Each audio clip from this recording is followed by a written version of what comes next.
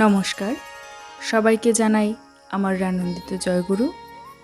আজ আলোচনায় আমি থাকছি পল্লবী দাস। আবারও আমাদের চ্যানেলটিতে স্বাগত জানাই আপনাদেরকে। তো আজকের আলোচনাটি হলো আমিষ ও নিরামিষ সম্বন্ধে শ্রী শ্রী ঠাকুরের কিছু উক্তি।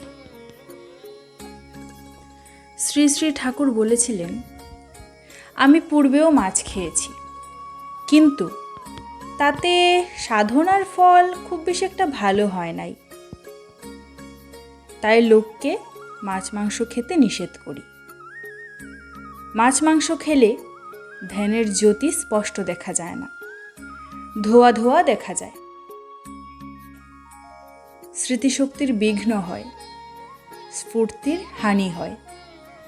আমি দেখতাম আমিষ খেলে আমার স্মৃতিশক্তি কম হতো। আমিষ খাওয়ার ফলে স্বপ্নে ও ধ্যানে দৃষ্ট বিষয় ঠিক ঠিক মনে থাকতো না। আমিষের রিপুর উত্তেজনা বৃদ্ধিপ্রাপ্ত হয়। সাত্ত্বিক আহারে মানুষ দীর্ঘায়ু হয়। ঠাকুর কি খুব ভুল কিছু বলেছেন? না, একদমই না।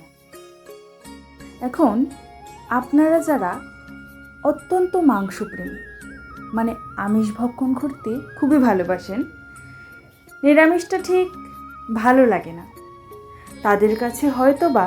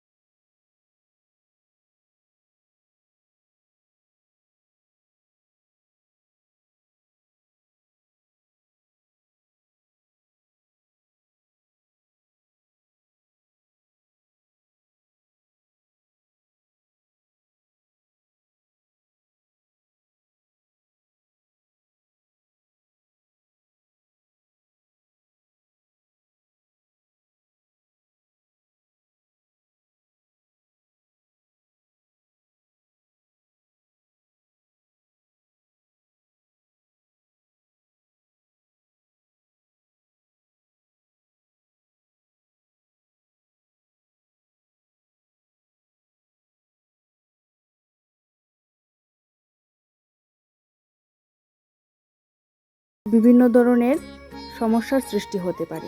তাই নিজেদের ভালো নিজেদেরকেই বুঝতে হবে। কোনটা খেলে আমার খারাপ হবে, কোনটা খেলে ভালো হবে, সেটা নিজেদেরকেই বুঝতে হবে। এবং আলোচনা শেষে এটাই বলবো, ঠাকুর যা যা বলেছেন তা আমাদের ভালোর জন্যই বলেছেন। জয়গুরু। আমার আলোচনায় যদি কোনো ভুল ত্রুটি থাকে মার্জনা করে দেবেন এবং ভিডিওটি ভালো লাগলে চ্যানেলটিকে সাবস্ক্রাইব করে দিয়ে পাশে থাকবেন।